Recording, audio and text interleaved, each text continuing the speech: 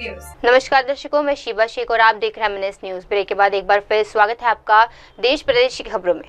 एक नजर डालते हैं हेडलाइंस की। प्रियंका खड़गे का भाजपा और आरएसएस पर हमला, कितने नेता भेजते हैं बच्चों को शाखा। बीजेडी विधायक अरुण साहू ने भाजपा नेता पर साधा निशाना, स्वतंत्रता सेनानी बनने का दिखावा। आदित्य ठाकरे का केंद्र पर तीखा वार, पाकिस्तान को एनओसी क्यों। आइए देखते हैं खबर विस्तार से। प्रियंका खड़गे का भाजपा और आरएसएस पर तीखा हमला।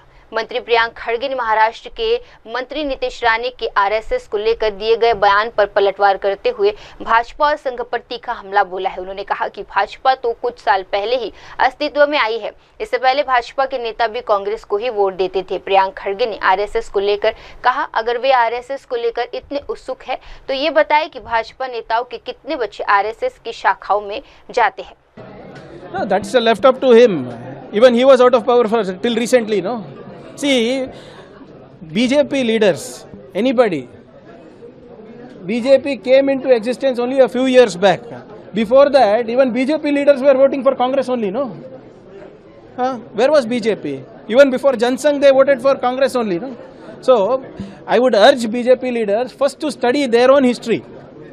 And let them, if they are so keen about RSS, show me where the children of BJP are. Are they in RSS shakas? Like you had this Beti Bachao, Beti Padhao Abhiyan, no? Selfie with Beti. Selfie with shaka you do. Let us see how many BJP leaders' children are going to the shakas. So earlier you have said that if Congress comes forward in the center, RSS will be bad. Whether or not... See, whatever it is, it will be done as per the constitution. I am not an extra constitutional authority. Merely I am just saying is that their activities are not good for the society, is not good for India. And if enough powers are vested, I will ensure that these organizations are rooted out from the society. CM Siddaramaiah said that on COVID vaccine, there are some... See, not on COVID vaccine. Mr. Siddaramaiah's statements have been taken out of context. People are worried whether it's because of the vaccines. So he said he will find out what it is. And more importantly, there are studies going on still. So blaming the vaccine or any other thing will not be right. Let the experts determine that. That is what Mr. Siddaramaiah also has said.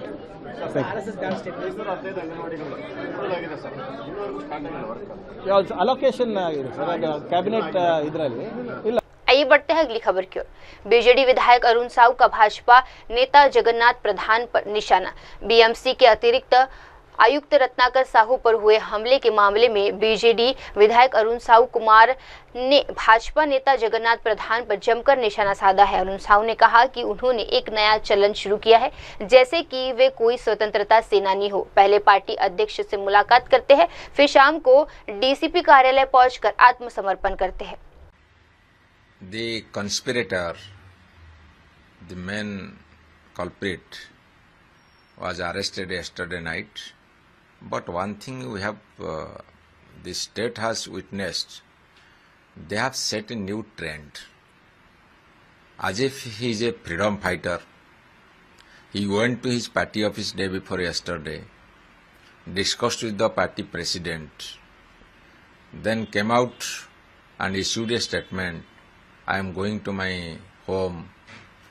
Again, yesterday evening, he had come to the DCP office and surrendered himself before the police, and so many supporters, huge supporters, he had brought with him.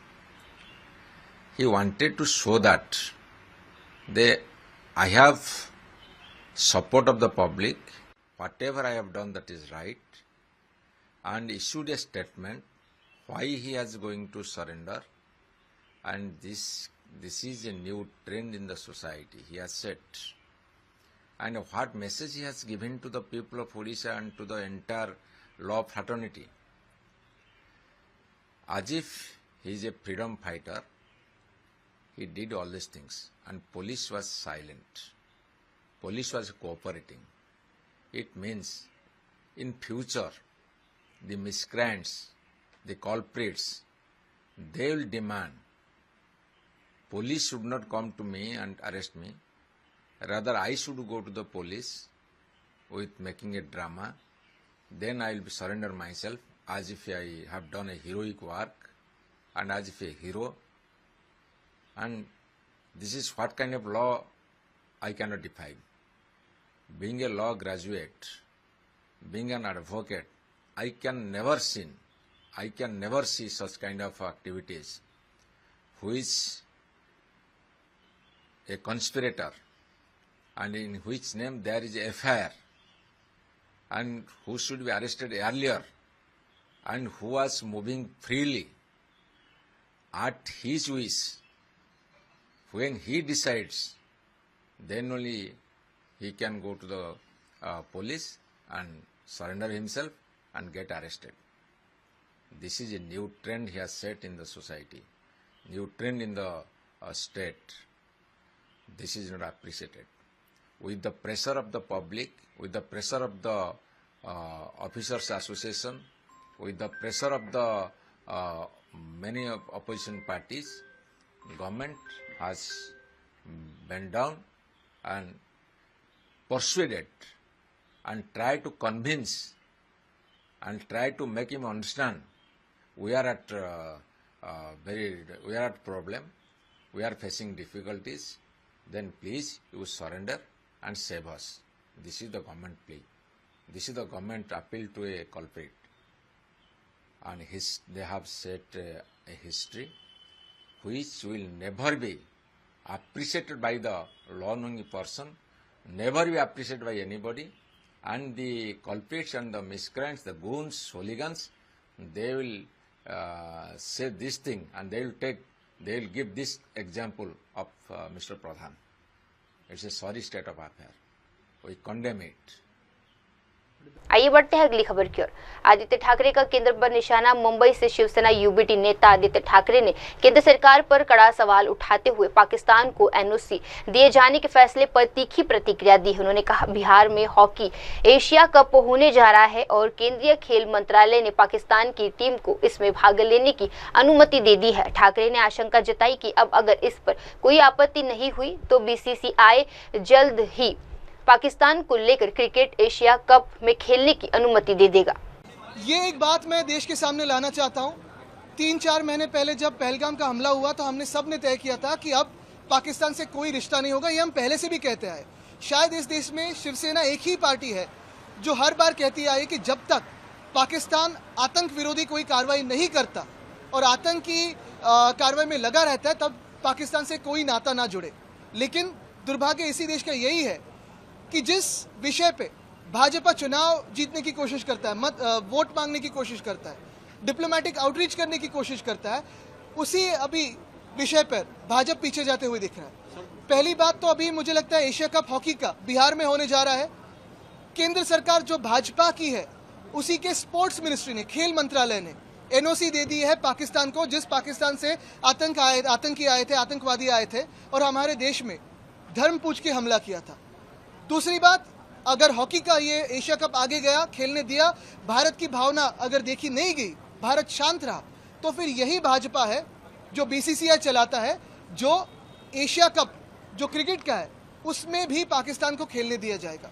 तो क्यों ऐसे ये चल रहा है? एक तरफ आप देख रहे हो, आज कहते कि हम बांग्लादेश के खिलाफ नहीं खेलेंगे, लेकिन पिछले साल जब हिंदुओं पे अत्याचार होते हैं बांग्लादेश में, तो बांग्लादेश को चावल भेजा गया था, बांग्लादेश को हमारे देश में बुलाया था और टेस्ट मैच खेली गई थी। और आज अगर आप देखें तो जिस पाकिस्तान से आतंकी कार्रवाई हो रही है हमारे देश के खिलाफ, उसी पाकिस्तान के साथ हॉकी खेलना चाहते हैं हमारे देश में और फिर यूएई में जाके क्रिकेट खेलना चाहते हैं। तो ये दो बातें क्यों हो रही है?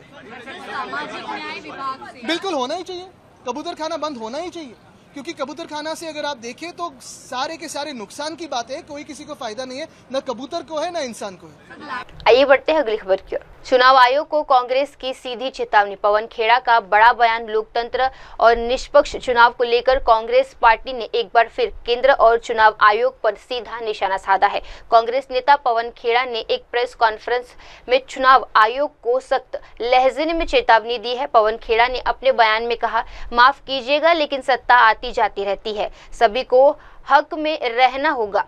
उनके इस बयान को चुनाव आयोग के हालिया रवैये और कथित पक्षपात को लेकर कड़ा संदेश माना जा रहा है। कांग्रेस का आरोप है कि चुनाव आयोग निष्पक्षता के मानकों पर खरा नहीं उतर रहा है और उनकी कार्यप्रणाली पर सवाल घेरे में है। जब मांग करते हैं कि साहब फुटेज दे दीजिए, वोटिंग के दिन की फुटेज महाराष्ट्र की दे दीजिए, हरियाणा की दे दीजिए, वोटर्स लिस्ट दे दीजिए, तो महीनों तक चुनाव आयोग का जवाब नहीं आता। यहां एक महीने में पूरे बिहार की नई वोटर्स लिस्ट बन जाएगी। पुरानी वोटर लिस्ट देने में, उसके बारे में सवाल पूछो तो जवाब देने में महीनों लग जाते हैं, जवाब नहीं आता। लेकिन एक नई वोटर्स लिस्ट बिहार में बन जाएगी एक महीने में, मॉनसून के महीने में, जिसके बारे में अभी हमारे साथी पीसीसी अध्यक्ष राजेश राम जी आपको बताएंगे। जो असंभव है, it is humanly impossible to do something like this, लेकिन ये फिर भी जिद पर हैं कि सितंबर के महीने में ये नई वोटर्स लिस्ट आ जाएगी। 8 करोड़ के लगभग, 8 करोड़ है, 8 करोड़, उन सब के कागज जांच हो जाएंगे, सब कुछ हो जाएगा। हैरानी की बात है, हमने समय मांगा चुनाव आयोग से, इंडिया गठबंधन की ओर से मांगा, जैसा कि हमेशा हम मांगते हैं। हमारे कुछ अधिकृत लोग हैं, वो हमारी लीगल सेल में हैं, वो अधिकृत लोग चिट्ठी भेजते हैं, चुनाव आयोग तुरंत जवाब देता है। अब तक जो हुआ था मैं वो बता रहा हूं, और हम मिलने चले जाते, उसमें कोई कंट्रोवर्सी नहीं होती, कोई विवाद नहीं हुआ, अभी तक तो नहीं होता था। अब मुख्य चुनाव आयुक्त की जुबान से अगर मैं बोलूं, if I quote the CEC, अब न्यू नॉर्मल आ गया।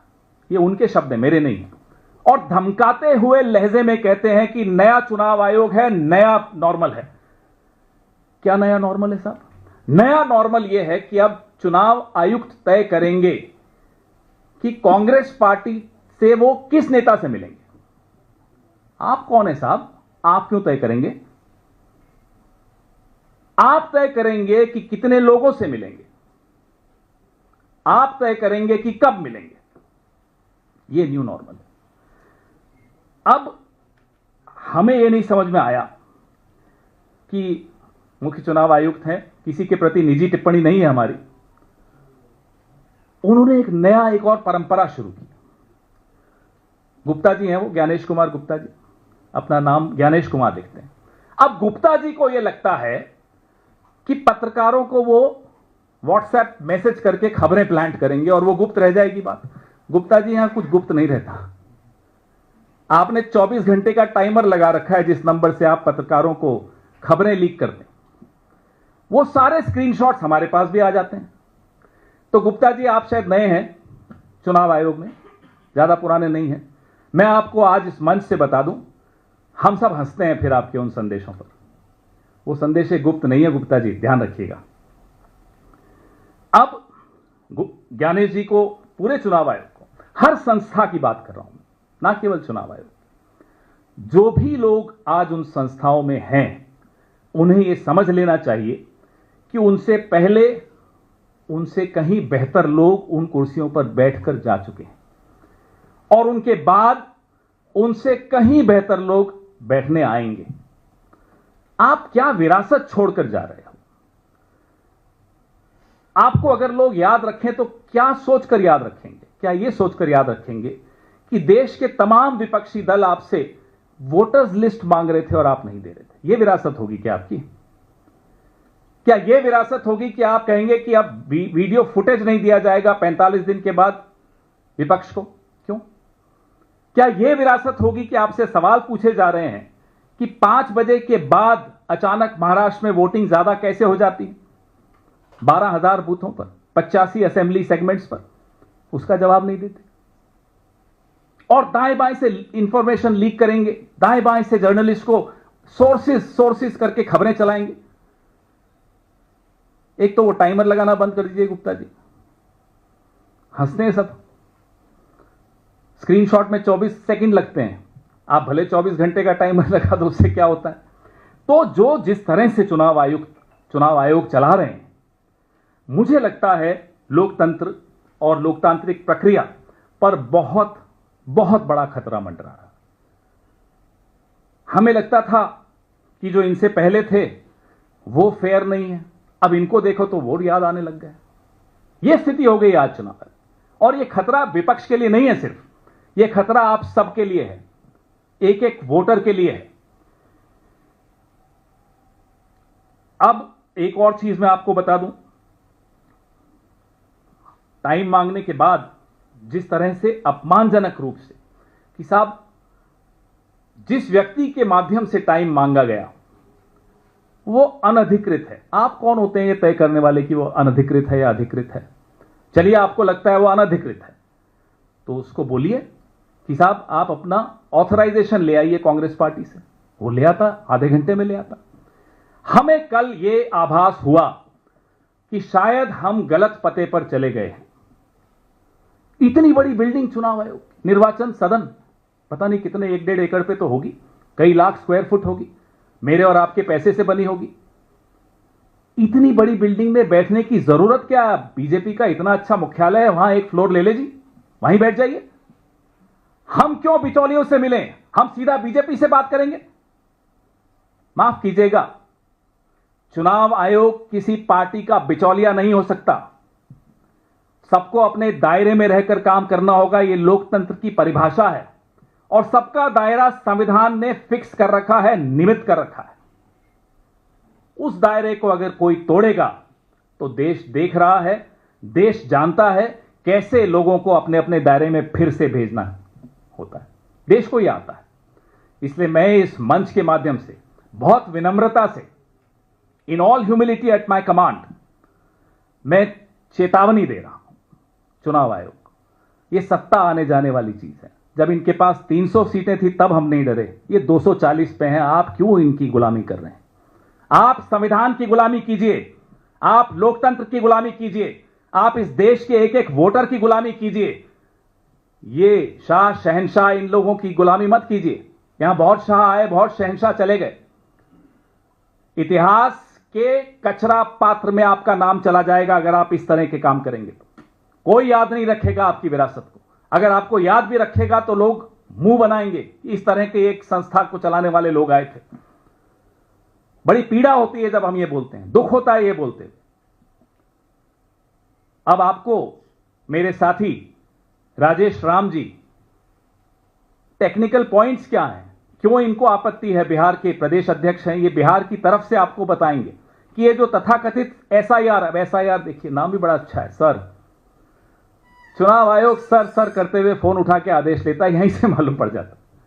तो अब एसआईआर के बारे में हमारे साथी राजेश राम जी आपसे संबोधित करेंगे आपको।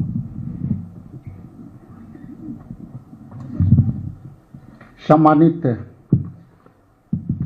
आज विशेष प्रेस वार्ता में सभी उपस्थित हमारे पैनलिस्ट पवन खेड़ा जी, हमारे सम्मानित प्रभारी कृष्णा अलवर जी, और सभी इलेक्ट्रॉनिक्स मीडिया के तमाम साथीगण, प्रिंट मीडिया के तमाम साथीगण, हम विशेष बातें लेकर के आपके बीच आए। मुझे ऐसा बार बार महसूस हो रहा था कि ये लड़ाई अब बिहार के लेवल पर नहीं है, और ये हमारे बिहार के 8 करोड़ जो मतदाता हैं उनके साथ जो संविधान में जो अधिकार है वोट देने का, उससे इस निर्णय से जो संवैधानिक हक है वो छीनने का प्रयास है। और ये कल के डेलीगेशन में जिस तरह से बातें आई और जिस तरह से इलेक्शन कमीशन के जो कमिश्नर थे वो जिस तरह से एग्रेशन दिखा रहे थे, मुझे ऐसा प्रतीत हो रहा था और तमाम वहाँ उपस्थित लोगों को प्रतीत हो रहा था कि इनके निर्णय ले चुके हैं और वो 20%, जैसा कि उन्होंने कहा कि 20% इसमें वोटर को आउट होना ही होना है। तो मुझे लगा कि अपनी बातें आप लोग के बीच राष्ट्रीय स्तर पर कुछ बातें बिहार की परिप्रेक्ष्य में, बिहार के वोटरों के परिप्रेक्ष्य में हमें कुछ बातें आपसे कर करके शेयर करके जानी चाहिए। पहली बात यह है कि पहली बार इतने बड़े पैमाने पर मात्र 1 महीने में ये निर्णय लेने वाले कौन थे लोग, और यदि आज से जो उनकी अधिसूचना जारी हुई, उस अधिसूचना के बाद आज यदि यहां हम दिल्ली में बैठे हैं, आपके साथ संवाद कर रहे हैं, तो यह निश्चित तौर पर आज के डेट में मात्र 19 दिन बचा है। और 19 दिन में बिहार के जो फीडबैक है, हम लोग अंदर भी हम लोग पदाधिकारियों से बात करते हैं, उन्होंने कहा दबे जुबान में कहे, डरे हुए जबान में कहे कि ये निर्णय बिल्कुल जो है वोटरों के अधिकार छीनने वाली है। चुनाव से ठीक 4 महीने पहले 20 साल में पहली बार बिहार में इतनी बड़े पैमाने पर इस तरह का निर्णय लिया गया है और समीक्षा हो रही है। पूरी प्रक्रिया ना तो पारदर्शी है, ना ही व्यवहारिक है। बीएलओ के पास हजारों मतदाताओं की जिम्मेवारी है, लेकिन उन्हें संसाधन नहीं दिए गए हैं। क्या यह असल में वोटर को बाहर करने की सोची समझी साजिश है? अब बिहार में मैं बताते चलूं कि जो एनडीए गठबंधन की सरकार है, विगत 20 वर्षों में कोई भी इस तरह की नई बहालियां नहीं की है और उनके पास सक्षम कर्मचारी नहीं है जो इसको करा सके, और उनके पास जो जितनी पद हैं उस पद के अनुरूप उनके पास कैपेसिटी नहीं है, उनके पास कर्मचारियों की संख्या नहीं है। तो ये इतनी बड़ी 25 दिन के निर्णय में ये कैसे करेंगे, ये मेरा सीधा सवाल है इलेक्शन कमीशन से। क्योंकि उनकी सारी बहालियां 4 लाख बहालियां जो है 40 विभागों में 4 लाख बहालियां लंबित है, जो पद रिक्त है। तो इनके पास कर्मचारी नहीं है तो ये कौन करेंगे? क्या बीजेपी के कार्यकर्ता करेंगे इस काम को? क्योंकि उनके पास सरकार का हैंड्स नहीं है और सारी वैकेंसियां उनकी रिक्त है, तो इसका मतलब इलेक्शन कमीशन बीजेपी के कार्यकर्ता से बीएलओ कराएंगे। तो मेरा बिहार के परिप्रेक्ष्य में पहला पारा ये था। दूसरा है कि आप जैसा कि जानते हैं, बिहार प्राकृतिक रूप से दो ग्रुप में बांटा जा सकता है, उत्तरी बिहार और दक्षिणी बिहार। हम दक्षिणी बिहार में सुखाड़ से प्रभावित हैं और हम जो प्राकृतिक वर्षा है उस पर आधारित कृषि करते हैं, और दूसरे तरफ उत्तरी बिहार है जहां वहां पे कई नदियां एक साथ बहती है और उसमें फ्लड इतने बड़े पैमाने पर आते हैं। तो आप इस निर्णय कैसे लिए? क्या बाढ़ में जा करके आप जो है सारे को नाव पर करेंगे? आप स्टीमर से करेंगे? आप स्टीमर भी नहीं दे पाते, बाढ़ में बचाने के बाद आप स्टीमर भी नहीं दे पाते। तो ये बीएलओ के और जो लोगों के नाम जोड़ने के प्रक्रिया में आप कैसे करोगे? बिहार में ये त्रासदी है कि लगभग 3 करोड़ लोग पलायन कर चुके हैं, जो अपने रोजी रोटी के लिए दिल्ली, बॉम्बे और जो है पंजाब में काम करते हैं। अब उनको कैसे ढूंढोगे? अभी ये 18 जून को मानसून ब्रेक हुआ। मानसून ब्रेक के बाद हमारे जो मजदूर कृषक हैं वो हरियाणा, पंजाब और गुड़गांव में वो जो है 3-4 महीने के एग्रीमेंट पर वो काम करने आते हैं, और यहाँ को किसानों को वो जो है उनको एक अमाउंट देते हैं उनके परिवार को लेकर के, और वो जाकर के पूरे परिवार सहित उनके साथ एक एग्रीमेंट होता है, कच्चा एग्रीमेंट होता है, वो पक्का एग्रीमेंट होता है। वो पैसे एडवांस के तौर पर लेते हैं, वो पूरा परिवार 4 महीना के लिए जाकर के पंजाब में काम करते हैं। अब इनकी कहानी है कि साहब आपके पास जो हमारे इलेक्शन कमीशन के अधिकृत जो बीएलए होंगे वो बीएलए जाएंगे, 2 अटेम्प्ट करेंगे। अटेम्प्ट यदि करेंगे 2 बार में आप मिल गए तो ठीक है, तीसरे बार हम आपको नाम काट देंगे। यह बिहार का फीडबैक है। अब ये बताइए कि जो बंदा मजदूरी करने पंजाब गया हुआ है, हरियाणा गया हुआ है, वो 3 महीना पहले तो नहीं आएंगे, तो आप 15 दिन में, आज से 18 दिन में आप कैसे उसको आप जो है वोटर लिस्ट में शामिल करेंगे? तो ये प्रक्रिया सोची समझी साजिश के तहत 4 करोड़ वोटर और 3 करोड़ पलायन किए हुए लोग ऑटोमेटिकली ये जो है बाहर हो जाएंगे, वोट देने से वंचित हो जाएंगे। आगे मैं आता हूं कि बिहार के बाढ़ग्रस्त और गरीब जनता से ऐसे दस्तावेज मांगे जा रहे हैं जो उनके पास कभी थे ही नहीं या अब बर्बाद हो चुके होंगे। दलित, पिछड़ा, अति पिछड़ा, प्रवासी महिलाएं और अनाथ जैसे समुदाय बच्चे ज्यादातर प्रभावित होंगे। यदि राष्ट्रीय पारिवारिक स्वास्थ्य सर्वेक्षण को यदि देखेंगे तो NFC 3 के तहत 2005-06 के अनुसार 2001 से 2006 के बीच बिहार में जन्मे बच्चे को केवल 2.28% पास जन्म तिथि प्रमाण पत्र है। अब ये आप जन्म तिथि प्रमाण पत्र आप मांगते हो और ये 2% के बात कह रहे हो, तो जैसा कि आपने कल कहा, इलेक्शन कमीशन ने कल बोला कि 20% तो ऐसे ही आउट कर दूंगा, तो इसका मतलब उनको पता है कि 2.28% से ज्यादा लोगों के पास प्रमाणित करने के लिए जन्म तिथि प्रमाण पत्र नहीं है। तो उनके पास तो आंकड़े होंगे, शायद वो मेरे पास आंकड़े नहीं होंगे, लेकिन जैसा कि मैं बार बार कह रहा हूं कि उन्होंने जिस तरह से कहा कि 20% को वोट देने से वंचित होना ही होगा, चूंकि 20% मैं बाहर करूंगा, तो हमारा ये औसतन यदि परसेंटेज कम है तो उनके पास आंकड़ा है, वो निकाल देंगे। हम आगे आते हैं कि CRS के रिपोर्ट के अनुसार वर्ष 2002 में बिहार में जन्मे पंजीकरण की दर महज 3.7% थी, जबकि राष्ट्रीय औसतन 56.2% था। और 2004 और 5 में भी बिहार की जन्म पंजीकरण क्रमांक संख्या 11.16 से ही कम थी, जब देश भर में यह 60.64% और 62% थी। तब दशकों में वोटर देने वालों को अब क्या हुआ?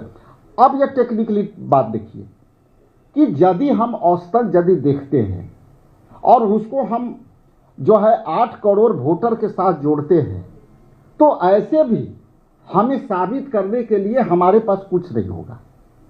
हम नहीं साबित कर सकते कि हम डॉक्यूमेंटेशन में हमारे पास होता नहीं है, क्योंकि खास करके मजदूर वर्ग, खास करके जो है पलायन किए हुए लोग, उनके पास प्रमाणिक तौर पर यह होता है कि यदि आज भी आप ईमानदार नागरिक के तहत आप चले जाइए किसी भी एक गरीब परिवार के घर में और उससे कहिए कि आप आधार कार्ड दो, तो वो शायद निकाल करके वोटर कार्ड दे देगा।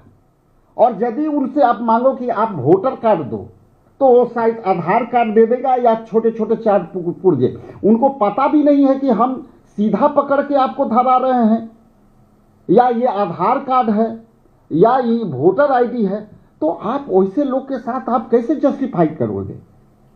ये निश्चित तौर पर है कि आप जो है आप दुर्भावना से ग्रसित होकर के आप किसी जो है एजेंडे पर आप जो है लोगों को रोकने का काम कर रहे हैं। आप ये समझ लीजिए कि ये परिस्थितियां कब आई। विगत कुछ दिनों में एक सर्वे आया और उस सर्वे में दिखाया कि इंडिया गठबंधन की जो है यहाँ पे पॉपुलैरिटी बढ़ी है, हमारे नेता राहुल गांधी जी की पॉपुलैरिटी बढ़ी है। और उसके बाद ये हम लोग का जो परसेप्शन है, हम लोग जो मानते हैं कि हमारी पॉपुलैरिटी से देख करके और इन्होंने लोगों ने सोचा कि इनको किसी भी तरह से डिरेल करना है। इसलिए यदि ST SC OBC के बात करें तो आने वाला समय में मैं आपको बड़ी जिम्मेवारी से कह रहा हूं कि ये लड़ाई जो है इन्होंने छेड़ दी और बिहार बदलाव की धरती रही है। हम उस चाणक्य धरती से आते हैं, हम उस महावीर बौद्ध की धरती से आते हैं, हम जैन महावीर के धरती से आते हैं। इसलिए ये कोई मुगालते में नहीं रहे कि बिहार के लोग पॉलिटिकली जागा हुआ नहीं है लोग, और ये बिहार में कई बदलाव ऐसे हुए हैं जो प्रामाणिक तौर पर आप जानते होंगे। इसलिए मैं तीसरे स्पष्ट समझने की आवश्यकता है कि स्पष्ट समय सीमा अपील का भी अधिकार खतरे के में नजर आता है। ड्राफ्ट रोल 1 अगस्त को, आपत्तियां 1 दिसंबर तक, अंतिम सूची के 30 दिसंबर को। इतनी तंगी समस्या में बीएलओ पूरे गांव के कैसे कवर कराएंगे? जैसा कि मैंने बताया कि आप पता करिए कि जो विभाग में जितनी पद रिक्त है, आप कर्मचारी कहां से लाओगे? आप वोट तो बैंकर से करा लेते हो, लेकिन आप कहीं नहीं लिख रहे हो कि हम इस काम में बैंकर्स को भी लगाएंगे। तो बैंक बंद कर दो, आप बैंक बंद कर करके सारा काम कराओ। ये भी आपको कमिटमेंट देना चाहिए। इलेक्शन तो आप सारे बैंकर्स को लगा के करते हो, लेकिन आपके पास कर्मचारी नहीं है करने को, तो आखिर ये किससे कराओगे? चौथे में है बिहार डिजिटल जागरूकता नहीं है, लेकिन डिजिटल प्रक्रिया थोपी जा रही है। अब बिहार जैसे राज्य को, जिसकी औसतन आमदनी लोगों को देख लीजिए, पूरे देश के मानक में हमारा गरीबी रेखा को देख लीजिए, ये लोग 20 बरस से सत्ता में है, गरीबी रेखा में जो है कि कहाँ है। तो इसलिए इन सब बातों को मैं स्पष्ट कर दूं कि जो इलेक्शन कमीशन का जो ये इस तरह का इनकी रवैया है, बाबा साहेब भीमराव अंबेडकर के दिए हुए उस मौलिक अधिकार का हनन होगा, जिसमें 1 वोट राजा का और 1 वोट रंक का बराबर होगा, और ये रूप से निश्चित रूप से ये वोट से वंचित करने का ये जो है निर्णय है। इसका हम लोग पुरजोर तरीके से हम लोग इसको प्रतिकार करते हैं, विरोध करते हैं। अंत में मैं एक बात और कहना चाहता हूं साहब, आप हर निर्णय में आधार को जोड़ते हो। आधार को जोड़ करके आप सारे आपके खाते, उनके खाते, आप जितना भी फाइनेंशियल आपका जो है ट्रांजैक्शन है, उसमें आप आधार को जोड़ते हो। और आधार, मेरा जो मानना है कि आधार करीब करीब ऐसे लोग हैं, उसमें भी छूटे हुए लोग हैं, जिसमें 10% 5% आधार उनके पास नहीं होगी, लेकिन आप आधार को क्यों नहीं जोड़ रहे हो? बाकी सब चीज में आप आधार को जोड़ते हो। हर फाइनेंशियल लेनी देनी के लिए आप आधार को जोड़ते हो, जीएसटी में जोड़ते हो, अकाउंट खोलने में जोड़ते हो। तो भाई इसको आप जो है आधार पर क्यों नहीं जोड़ते हो? इसलिए ये इलेक्शन कमीशन ये विशुद्ध रूप से शंका के घेरे में है, और ये बिहार में 20% ये वोट को जो है किसी भी तरह से डिरेल कर देंगे। और अंत में अपनी बात जो है कंक्लूड करने के पहले स्पष्ट कर दूं कि आप बाढ़ के परिक्षेत्र में आप जाइए, हम लोग हर साल बाढ़ पीड़ितों की मदद करने जाते हैं। उनकी पीड़ा ये होती है कि उनके पास बक्सा में कुछ नहीं होता, और जब बाढ़ के पानी जब चढ़ती है तो अंत में आप चौहद्दी समझते होंगे कि जिनकी घर है यहाँ यदि है तो उनकी चौहद्दी बह जाती है, और चौहद्दी पता नहीं चलता है, और जिस प्लॉट पर है वो पता नहीं चलता है, वो गंगा में चली जाती है, कमला बराज में चली जाती है, और अगला बार फिर वो नया सियाना खोजता है कि इस बार मुझे कहाँ से झुग्गी झोपड़ी देना है। जिनकी दीवार पुआल के है वो आर पार देखते हैं, अपनी परिवार को 10 परिवार है एक कमरा में रखते हैं, उनको प्रमाणित करने के लिए आप क्या मांग रहे हो? जो जिंदगी सही से जी नहीं रहे उस प्रमाण खोजेगा आपके लिए। इसलिए पहली बार ऐसा हुआ है कि इलेक्शन कमीशन का दायित्व केवल वोटर बनाना था, क्योंकि हर साल बालिग होते थे लोग, और बालिग होने के बाद ये इलेक्शन कमीशन का दायित्व था कि वो अपने वोटर को जो है अधिकार दे वोट देने का। लेकिन ये पहली बार ऐसा हुआ है कि वोटर बनने के लिए हमको प्रमाण देना पड़ेगा, और प्रमाण ऐसा वैसा नहीं, आपके परदादा पर मर गए तो उनके समय के लाइए, आपके पिता मर गए तो उसके समय के लाइए, और आपकी जमीन नहीं है। आप बताइए, बिहार में बास भूमि कब्जा बिहार सरकार नहीं कराती है। इसलिए ये सब सारी बातें मैंने आपके बीच रखी, लेकिन अंत में जरूर कहूँगा, आपसे भी अपील करता हूँ कि इस मुद्दे पर आपके तरफ से भी सकारात्मक जो है सुझाव जानी चाहिए। ये एक व्यक्ति का बात नहीं है, ये किसी पार्टी का लाइन का बात नहीं है, ये हम संविधान के उस पहलू को रख रहे हैं जिसमें एक नागरिक को अपना वोट देने का अधिकार संविधान ने दिया है, और वो संविधान की रक्षा के लिए आपके भी अपील करता हूं कि आप भी इसमें सहभागी बने, हमें मदद करें। बहुत बहुत धन्यवाद। Thank you. Krishna ji.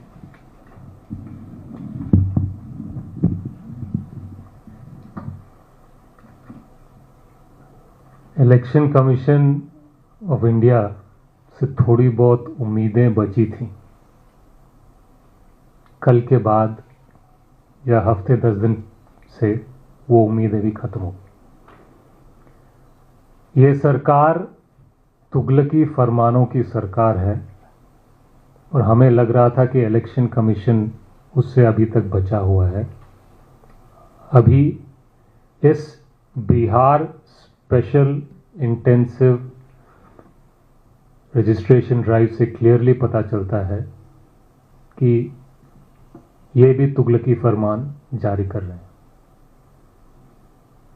तुगलकी Farman number 1 नोटबंदी, तुगलकी फरमान नंबर 2 गब्बर सिंह टैक्स, तुगलकी फरमान नंबर 3 देशबंदी लॉकडाउन, तुगलकी फरमान नंबर 4 जब सेना पाकिस्तान पे भारी पड़ रही है तो युद्धबंदी सीज फायर, और अभी वोट बंदी। मुझे लगता है कि सरकार और सरकार के इशारे पर नाचने वाले सारे इंस्टीट्यूशंस की बुद्धि भी बंद हो गई। क्यों? मैं चुनौती देता हूं प्रधानमंत्री को, गृह मंत्री को, तीनों इलेक्शन कमिश्नर को कि इतिहास में कोई ऐसा मिसाल बता दें या देश विदेश में कभी भी ऐसा मिसाल बनाते हैं कि 1 महीने के अंदर अंदर 8 करोड़ लोगों को अपना प्रमाण देना पड़ रहा है। ये वही 8 करोड़ लोग हैं जिन्होंने लगभग 1 साल पहले लोकसभा में अपना मत डाला था। डाला था कि नहीं डाला था? ऐसा क्या हो गया 12 महीनों में, ऐसा क्या हो गया कि आज बिहार के हर एक वोटर को, प्लीज ये बात नोट करिए आप, बिहार के हर एक वोटर को नए तरीके से वोटर बनने का प्रमाण देना पड़ेगा, और ये काम 30 दिन के अंदर करना पड़ेगा। जिसकी बुद्धि भ्रष्ट होगी वही ऐसा ऑर्डर निकाल सकता है। मतलब आप ये कह रहे हो कि आज आपको शंका है कि 8 करोड़ लोग जो बिहार में हैं आज, वो वोटर बनने लायक नहीं है। दूसरी बात, अगर आपको कुछ करनी ही है तो थोड़ा सोच विचार लो, थोड़ा समय दो, किसी को आपत्ति नहीं है। 1 महीने का समय दे रहे हो, 1 करोड़ लोग, 8 करोड़ लोगों की बात कर रहे हो, और आज जो देश में सबसे ज्यादा आसानी से उपलब्ध करने वाले प्रमाण पत्र इनको इस प्रक्रिया से आपने बाहर कर दिया। आधार कार्ड क्यों नहीं माना जाएगा? जो वोटर कार्ड है वो क्यों नहीं माना जाएगा? जो राशन कार्ड है वो क्यों नहीं माना जाएगा? जो जॉब कार्ड है वो क्यों नहीं माना जाएगा? जो ड्राइवर लाइसेंस है वो क्यों नहीं माना जाएगा? आधार कार्ड नहीं माना जाएगा, वोटर कार्ड नहीं माना जाएगा, जॉब कार्ड नहीं माना जाएगा, राशन कार्ड नहीं माना जाएगा, लाइसेंस नहीं माना जाएगा। लेकिन बिहार के गरीब लोगों को, युवाओं को, वंचित शोषित लोगों को बर्थ सर्टिफिकेट देना पड़ेगा, खुद का भी, पेरेंट्स का भी, मैट्रिकुलेशन सर्टिफिकेट देना पड़ेगा। मजाक है क्या? मतलब आप ये सोच लीजिए कि मान लीजिए कि कल देश में सारे आधार कार्ड नामंजूर किए जाएंगे और बोले जाएंगे कि 30 दिन के अंदर आप सबको नए आधार कार्ड बनाने। कोई मतलब है कि करना क्या चाह रहे हो आप? साफ दिखता है कि आप वोटर रोल बनाने में आपकी इच्छा नहीं है, लोगों को वोटर लिस्ट से हटाने की कोशिश है। किन लोगों को? गरीब, युवा, वंचित, शोषित। सबसे पहले ये मार खाएंगे। इलेक्शन कमिश्नर ने कल मीटिंग में एक नहीं 2 बार ये बात कह दी कि हम तो ये मान के चल रहे हैं कि 20% लोग कट जाएंगे। ये बहुत गंभीर बात है।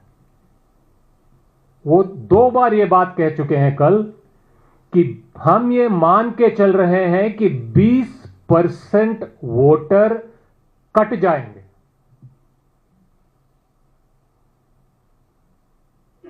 इलेक्शन कमीशन और इलेक्शन कमिश्नर को थोड़ी भी ज़मीर होती तो अगर 2% वोटर भी कटते तो पसीने निकलने चाहिए, रात को नींद नहीं आनी चाहिए, हाथ पैर कांपने चाहिए। लेकिन आपने इतने आसानी से बोल दिया कि हम तो मान के चल रहे हैं कि 20% वोटर कट जाएंगे, छट जाएंगे। मतलब लगभग 2 करोड़ बिहारी को इलेक्शन कमिश्नर मान के चल रहे हैं कि इस चुनाव में शायद उनको मत डालने का मौका नहीं मिलेगा। ये जुर्रत कैसे कर सकता है कोई? ये वही 2 करोड़ लोग हैं जिन्होंने 12 महीने पहले लोकसभा चुनाव में मत डाला था। आज आपने ऐसी प्रक्रिया शुरू कर दी जिसकी वजह से आप ये मान के चल रहे हो प्रक्रिया अभी शुरू हुई है, तुगलकी है, मंदबुद्धि है। लेकिन उससे पहले भी आप ये मान के चल रहे हो कि 20% वोटर छट जाएगा। क्या ये मंजूर होनी चाहिए? संविधान खतरे में है, लोकतंत्र खतरे में है, वोट खतरे में। हम बिहार के 20% लोगों को किसी भी प्रक्रिया से वंचित नहीं होने देंगे। चाहे वो मोदी जी हो, चाहे वो गृह मंत्री जी हो, चाहे वो इलेक्शन कमिश्नर हो, ये हमें मंजूर नहीं। हम दोबारा अपील करते हैं प्रधानमंत्री से, गृह मंत्री से, इलेक्शन कमिश्नर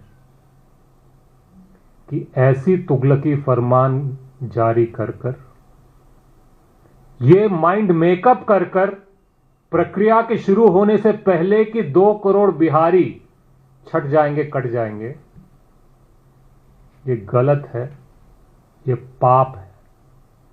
इतिहास आपको माफ नहीं करेगा, बिहार आपको माफ नहीं करेगा, हिंदुस्तान आपको माफ नहीं करेगा।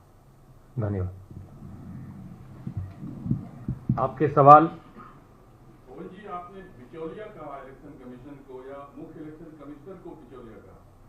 नहीं, मैं किसी भी ऐसे संस्थान जो संविधान के दायरे से हटकर जी हुजूरी करने लग जाए सरकारों की, वो कोई भी संस्था हो, वो असंवैधानिक है, लोकतंत्र के खिलाफ है। You are saying that the election commission itself is saying that 20% of voters will be removed from the electoral list. What else option do you have? Are you going to approach the court for the? Well, we have all our options open. Are you going to approach the court? As I said, we have all the options open before us. Pawan sir, on your right, sir. Sir, 2011 की census के मुताबिक लगभग 88% बिहार रहता है rural areas में और लगभग 11-11.5% urban areas में रहता है। तो जो प्रूफ मांगे जा रहे हैं बर्थ सर्टिफिकेट के लिए बहुत प्रैक्टिकल या फिजिबल नहीं लगता है। तो क्या आपको नहीं लगता ये ग्राउंड्स ऐसे हैं जिसको आप सीधे तौर पर अगर अदालत के सामने लेके जाएंगे तो ये वहाँ नहीं टिकेंगे? और आप, क्योंकि आप अपने शुरू के वक्तव्य में ही कह चुके हैं इलेक्शन कमीशन कहीं ना कहीं आपको बिचौलिया लगता है, कॉम्प्रोमाइज लगता है, और कल खुद चुनाव आयोग आपको 20% नामों को एडमिट कर रहा है हटाने की। तो क्या पूरी इंडिया ब्लॉक मिलके, अभी पार्लियामेंट सेशन तो आ ही रहा है, वहां पे तो आप उठाएंगे, अदालत का आप दरवाजा खटखटाएंगे? क्योंकि 88% पॉपुलेशन जहां रूरल एरियाज में हो तो वहां बड़ा इम्प्रैक्टिकल। वो मैं आपको, जैसा अभी आपके एक साथी के सवाल के जवाब में कहा, हमारे पास तमाम रास्ते मौजूद हैं।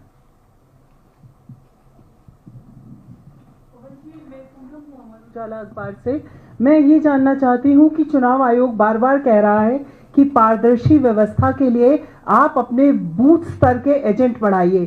कांग्रेस ने लगभग 47,000 से ज्यादा बूथ स्तर के एजेंट लगा रखे हैं। तो यदि उस व्यवस्था पर भरोसा नहीं है तो ये एजेंट क्यों हैं? और दूसरा, यदि चुनाव आयोग इसी तरह की कार्यप्रणाली अपनाए रखता है तो कांग्रेस के पास क्या शेष रह जाएगा? क्योंकि आने वाले समय में विधानसभा चुनाव है और ये तय समय पर होंगे। देखिए, यहाँ मसला ये नहीं कि बूथ एजेंट सारे हैं या नहीं है, मसला ये है कि आपको वोटर लिस्ट पे खुद ही भरोसा नहीं है। आइए बढ़ते हैं अगली खबर की ओर। कांग्रेस बनाए इंडिया मुस्लिम लीग, बोले दिनेश शर्मा। दिल्ली में आज एक कॉन्फ्रेंस में बीजेपी सांसद दिनेश शर्मा ने विपक्षी दलों पर जमकर निशाना साधा।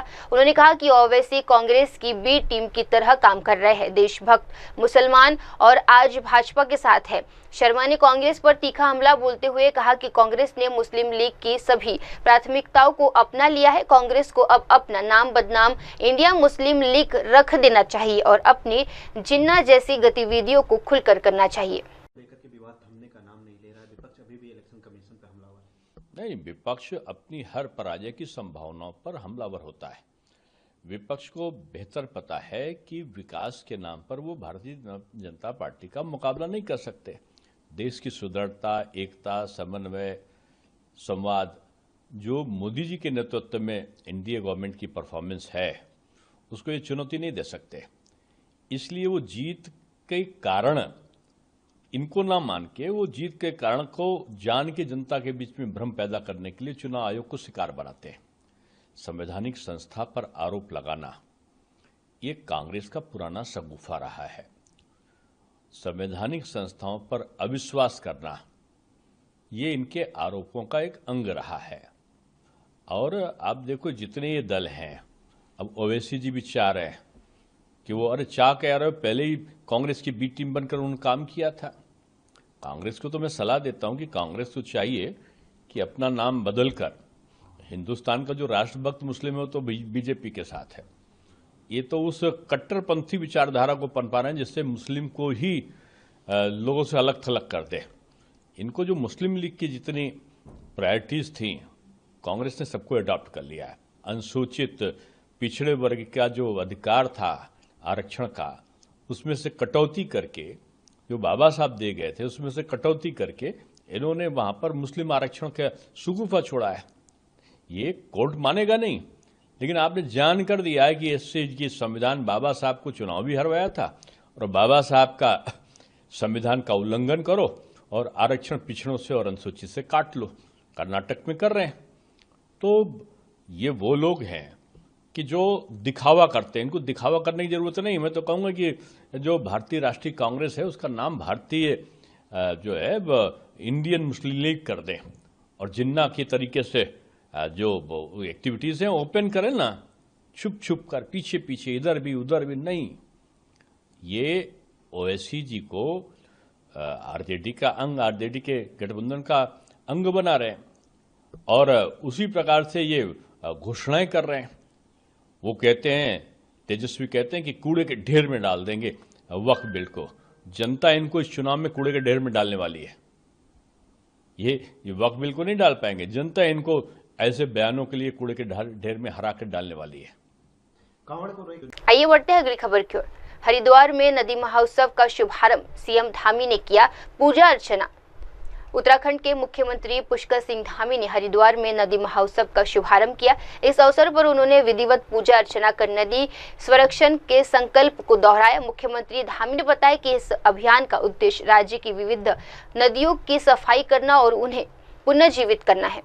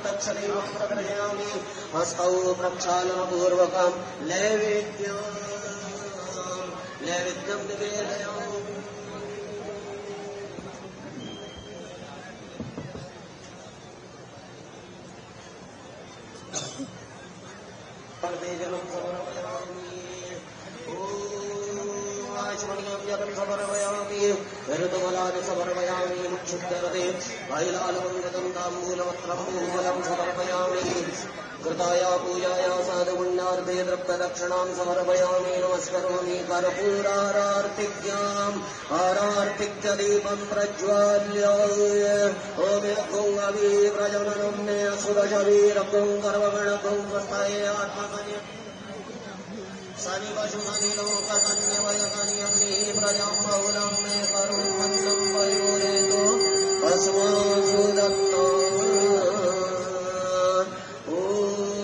कर्पूरनीराजनं दीपं समर्पयामि यजनेन जनमयजं तदेवास्तानि धर्माणि प्रथमन्यासन्नात् ते अनागं महिमानः स्वचन्द्रपूर्वे साध्याः सन्ति देवाः मन्त्रपुष्पाञ्जलिं समर्पयामि नमस्करोमि प्रार्थनापूर्वक नमस्कारान् समर्पयामि अनया पूजया श्रीगन्धादिभ्यै प्रियतां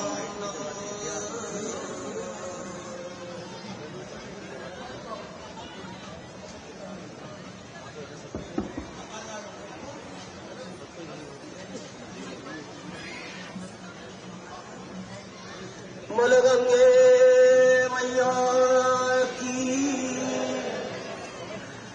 मां गंगा के समान ही भारत की समस्त नदियां हम सभी का कल्याण करने वाली है, मानव मात्र को सुख समृद्धि एवं संपन्नता प्रदान करने वाली है।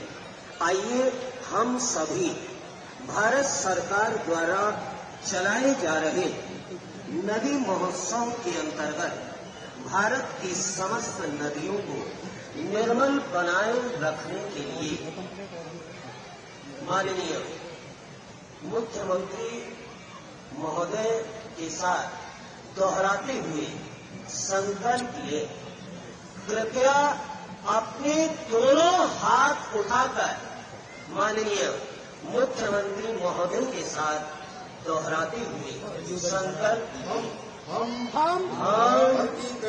हर की पैड़ी ब्रह्मकुंड पर आज माँ गंगा की साक्षी में संकल्प लेते हैं भारत की समस्त नदियों का माँ के समान सम्मान करेंगे एवं भारत की किसी भी नदी को प्रदूषित नहीं करेंगे।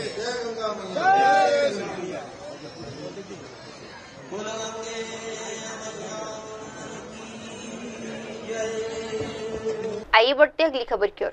ओडिशा में बाढ़ की स्थिति नियंत्रण में राज्य सरकार के जल संसाधन विभाग के मुख्य अभियंता चंद्रशेखर पाधी ने जानकारी दी है कि राज्य में बाढ़ जैसी कोई स्थिति नहीं है। सभी प्रमुख नदियां खतरों के स्तर से नीचे बह रही है, जिससे फिलहाल किसी भी इलाके में कोई भी गंभीर समस्या नहीं है। There is actually no flood situation in the state. Everywhere the rivers are flowing below the danger level. So absolutely there is no issue now, as of now. And what are the water level in different rivers? That will actually I'll have to read out. Yeah. They are much below the danger levels. That's all what I can say. But to be very specific, I can say that in Mahanadi, Naraj, it is 4 meters below the danger level. Then at Brahmani, it is 3.75 meters below. Bautarani, it is 1.16 at Akwapada, it is below the danger level. Then in Budhavalanga, it is 6.13 meters below the danger level. And also in Subarnarekha, it is flowing at 8.09, that is 2.27 meters below the danger level. And in Rushigulya also, everywhere else it is flowing below, the rivers are flowing below the danger level. So where will the Hirakud Dam will be, or slice gate of Hirakud Dam will be opened? For a customary release will be made on Sunday, and one gate will be opened. But depending on the flood situation, that will be regulated. Sir, in Baleshwar, flood situation is going on. Deputy CM also. Actually, measure the gauges at the Rajghat in Subarnarekha, and where we do our things. I mean, the level has come down substantially, and it is now flowing at 2.27 meter below the danger level. But to translate it in action in everywhere in the flood plain will take some time. So it will take some time to recession of the water. And Baitarani? Everywhere. I've already told Baitarani also it is flowing 1.16 meter below the danger level at Akopada. So there is nothing to fear? No, as of now there is nothing. And the prediction also shows that only in the upper Mahanadi basin there is some kind of rainfall that is expected from the QPF data provided by the IMD. आइए बढ़ते अगली खबर की ओर। पुरी के गुड़ीचा मंदिर में श्रद्धालुओं की भारी भीड़। हर साल की तरह इस बार भी भगवान जगन्नाथ, बलभद्र और सुभद्रा की भव्य रथ यात्रा के दौरान 3 विग्रह गुड़ीचा मंदिर में विश्राम के लिए आते हैं, जैसे मासीरा घर या मौसी का घर भी कहा जाता है। पौराणिक मान्यता के अनुसार ये वही स्थान है जहां भगवान विश्वकर्मा ने भगवान जगन्नाथ, बलभद्र और देवी सुभद्रा की लड़की की मूर्तियां बनाई थी।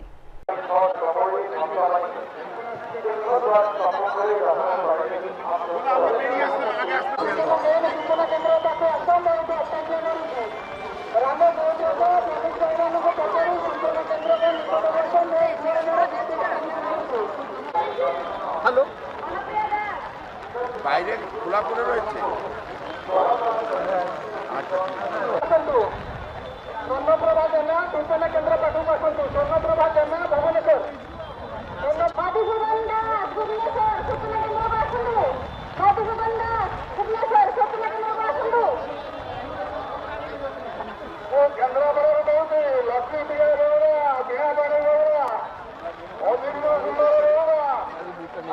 सूचना केंद्र अपेक्षा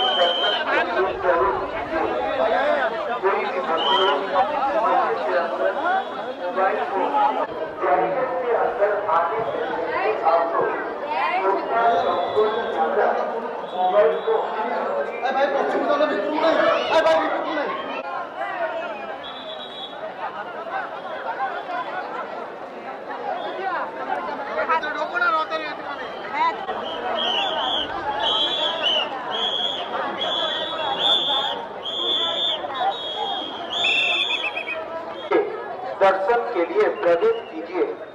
आप लोग बैरिकेड के अंदर प्रवेश करने के बाद मोबाइल फोन, जूता, छतरी इत्यादि रखने की और कोई भी व्यवस्था नहीं है। आप लोगों को बैरिकेड के बाहर आना ही पड़ेगा, इसीलिए अनुरोध करते हैं।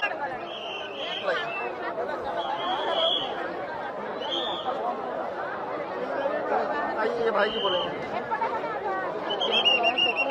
क्या नाम है, कहाँ से आए हैं? फुलमन से है, फुलमनी, ये पूरी सारंगढ़। हाँ, गुंडीच मंदिर में आया। हाँ, बहुत अच्छा है। क्या है? ठीक है सब। मेरा नाम साइसिस पंडा है। तो हम बरहमपुर से आए थे जगन्नाथ जी के दर्शन के लिए। आज आए थे, कल भी दर्शन करेंगे। कल हमारे रथ खींचेंगे और बहुत अच्छा लगा आकर, दिल को सुकून मिल गया। तो ऐसे बारिश में आकर भी हम जब जगन्नाथ जी को दर्शन कर लिए तो दिल को बहुत सुकून मिला। आत्मा पवित्र हो गया। Thank you. प्रीतम पाड़ी है, भुवनेश्वर से। बढ़िया दर्शन हुआ, इतना लंबा लाइन के बाद बढ़िया दर्शन हुआ, मन खुश हो गया। जय जगन्नाथ। हाँ, कल फिर आने के थे। हम तो ठहरे हैं इधर, अभी हम तो ठहरे हैं इधर। हाँ हाँ, बारिश के बाद भी बहुत लोग आए हैं, बढ़िया खुशी लग रहा है। सौम्य रंजन, भुवनेश्वर से। ये बताइए कैसा लग रहा है? बहुत अच्छा लग रहा है, आज बहुत आध्यात्म फील हो रहा है। कल की तैयारी जरूर है, हम लोग इधर रूम लेके रहे हैं ताकि हम लोग कल सुबह से जल्दी, जितना जल्दी हो सके आके भगवान का दर्शन करेंगे रथ पर। यही तो भगवान का कृपा है, ताकि सारे भक्त एक साथ आ सके। कोई बुजुर्ग भी हो तो भी उनको सफोकेशन ना हो, वो भगवान का कृपा है। कपिल बिशोई, हम कोरापुट काकरीमा से आए। बहुत अच्छा दर्शन हुआ है। कल तो रहेंगे, बावड़ा दिखेंगे। मेरा फैमिली पूरा आया है यहाँ। हाँ हाँ, हमेशा बावड़ा में हम आते हैं। हर साल आते हैं। जी संतोषी बिशोई। संतोषी जी, ये बताइए कैसा दर्शन हुआ? बहुत अच्छे से हुआ। नहीं, जब भी हम हर साल आते हैं, वो जब वो बुलाते हैं तभी आ सकते हैं। आप आपकी इच्छा से आप आ नहीं सकते हैं, मतलब उनकी दया होगी, उनकी कृपा होगी तभी आप यहाँ आ सकते हैं। तो हम समझते हैं हम उन भाग्यशाली में से एक हैं जो हम आके यहाँ पहुँचे और दर्शन आज करे हैं, और हम रुकेंगे और 3 दिन रुकेंगे, दर्शन करके ही जाएंगे। कैसा लगता है कि भगवान के पास आते हैं? वो तो बोल नहीं सकते, वो तो मतलब भगवान का और भक्त का एक कनेक्शन होता है ना, वो देख के ही मतलब आत्मविभोर हो जाता है। बारिश के बावजूद इतनी बड़ी संख्या में लोग आए। वही तो उनकी महिमा है, चाहे बारिश हो चाहे धूप हो, जो भी हो, लेकिन आपको ना मतलब आपको पता नहीं चलता, मतलब बारिश हो रहा है क्या हो रहा है कुछ नहीं, उनको देखना है, मतलब उनको देखना, उनका दर्शन ही मतलब मेन है यहाँ पे, और कुछ नहीं। आइए बढ़ते अगली खबर की ओर। कांग्रेस नेता अभिषेक दत्त का भाजपा पर हमला, सिरसा ने वादे किए अब लिया यू टर्न। कांग्रेस नेता अभिषेक दत्त ने एक प्रेस कॉन्फ्रेंस में भाजपा और मुख्यमंत्री पद के दावेदारों पर तीखा हमला बोला। उन्होंने कहा कि चुनाव प्रचार के दौरान श्री सिरसा ने दिल्ली वासियों से कई वादे किए, जहां झुग्गी वहां मकान, 5000 में गैस सिलेंडर, होली और दिवाली पर मुफ्त सिलेंडर, मुफ्त बस यात्रा और 300 यूनिट मुफ्त बिजली फ्री। लेकिन अब इस सभी वादे से यू टर्न लिया जा चुका है। अभिषेक दत्त ने हाल ही में सरकार द्वारा ऑनलाइन कैब पर पीक आवर्स के दौरान 100% तक सरचार्ज लगाने के फैसले पर जनविरोध बताया है। I remember seeing a video of Mr. Sirsa just 2 days back, where during his election campaign, he was assuring the people of Delhi, जहां उन्होंने कहा जहां झुग्गी वहां मकान मिलेगा, 500 रुपए का सिलेंडर मिलेगा, होली दिवाली फ्री सिलेंडर मिलेगा, बसों की फ्री यात्रा मिलेगी, 300 यूनिट सब्सिडी मिलेगी बिजली में। And what ever he has said, there is a big U-turn. This government within 100 days has exposed themselves. I'll call this as a U-turn government. 2 days back, these people allow Ola and Uber to charge 100% surcharges during peak traffic. They knew very well that these old cars will not be allowed to run on the city. They will not be given any petrol or diesel. The pressure will come on to Ola and Uber. Helping those people, these people allowed them to raise their charges. After the decision was taken, I'm extremely thankful to my friends on social media, from media personnel, many people like us, common man of Delhi. They raised their voice against this government, and they realized it, that they're getting exposed. So it was a knee and jerk reaction. I would like to suggest to them that Delhi needs an infrastructure upliftment. They need to buy minimum 10,000 buses immediately. They need to sit with environmental experts and find a solution to this air pollution problem in Delhi. Even when Mr. Kejriwal was in Delhi government of India has a very clear interest in Delhi. I call them a 50% stakeholder in Delhi. Both of them had not worked. Today all of them are together. BJP is in center, BJP is in state, BJP has got their LG. So they have no reason to come out with any excuse. The government must come out with a very clear policy telling the people of Delhi, whether they can keep their vehicles which are more than 10 years in diesel and 15 years in petrol, or it is just a makeover that they're trying to do and fool the people of Delhi again. I feel during COVID, many people like us who had bought cars just before COVID, due to heavy lockdown, for 2 years our cars could not run on the road. Our cars are absolutely fine.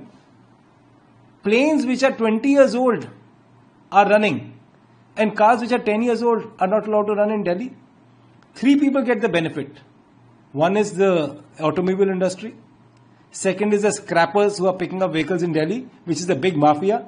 And third is all your dealers, whether it is your auto dealers who are buying your cars at a very, very low rate, because the threatening is there that your cars are being impounded.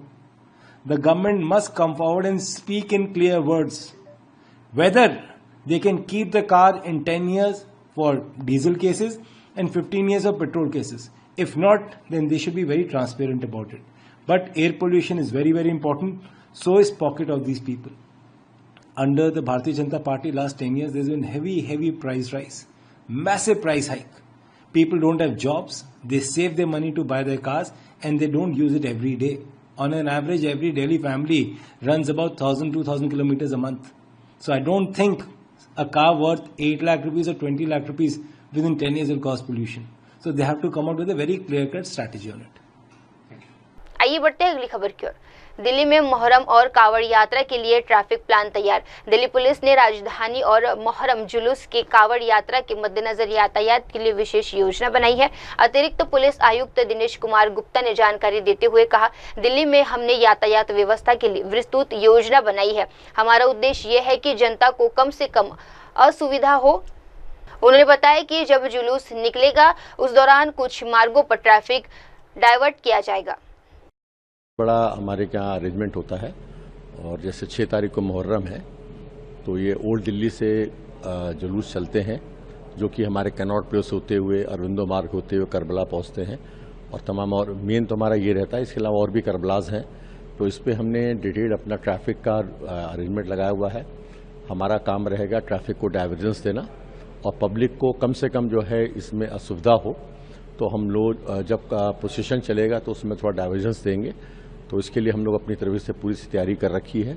Detail arrangement issue कर दिया गया है और हम लोग सब field में रहेंगे and we will monitor closely कि मुहर्रम का प्रोसेशन पीसफुली निकले और लोगों को कम से कम असुविधा हो।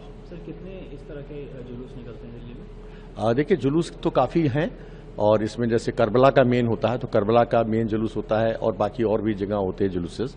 तो उस जुलूसेस में आप संख्या तो मतलब इसमें हर छोटे मोटे भी हमारे करबलाज होते हैं जैसे लोकल एरियाज में भी रहते हैं, पर मेन जो हमारा करबला का होता है तो हमारा मेन एम्फेसिस उस पर रहता है। बाकी हर प्रोसेशन पे हमारा स्टाफ डिप्लॉयड रहता है। ट्रैफिक रिस्ट्रिक्शन रहेगा सर, कितनी देर तक रहेगा? देखिए ट्रैफिक रिस्ट्रिक्शन करीब ये दोपहर में निकलता है और शाम तक ये करबला पहुंचता है। तो हमारा ट्रैफिक रिस्ट्रिक्शन जो है पीक आवर्स में रहेगा और जो भी उसमें रहेगा कि अपना जो हम लोग जहां जहां भी प्रोसेशन निकलेगा उस रूट्स पे हम डाइवर्जेंस देंगे। और इसके अलावा अगर स्टाफ की बात करें तो कितना स्टाफ? देखिए हमारे ऑलमोस्ट जितना भी हमारे मैक्सिमम स्टाफ अवेलेबल है तो जैसे हमारे हर सर्कल्स में हर रूट्स पे हम बाहर से भी हम स्टाफ थोड़ा सा लेते हैं। तो हमने जैसे करीब 120 स्टाफ हमने एक्स्ट्रा मंगाया हुआ है जो कि हमने अपने रेंजेस में दिया हुआ है तो उसका भी डिप्लॉयमेंट होगा और प्लस हमारा लोकल स्टाफ है वो भी स्टाफ रहेगा। सर इसके अलावा कांवड़ यात्रा भी है, उसके लेकर क्या तैयारी है? देखिए कांवड़ यात्रा भी बहुत बड़ी यात्रा हम लोग की रहती है जिससे बहुत बड़ा अरेंजमेंट होता है और ये 12 तारीख से लेकर 22 तारीख तक लगभग का अरेंजमेंट है। तो इसमें जो भी कांवड़ के रूट्स हैं हमने उसको आइडेंटिफाई कर लिए हैं और उस आइडेंटिफाई रूट्स पे हमने कोशिश किया है कि वहाँ से बैरिकेडिंग करें जिससे कि कांवड़्स मेन रूट्स पे ना आए और हमारा ट्रैफिक का भी मूवमेंट स्मूथ चलता रहे और कांवड़्स भी स्मूथली चलते रहे।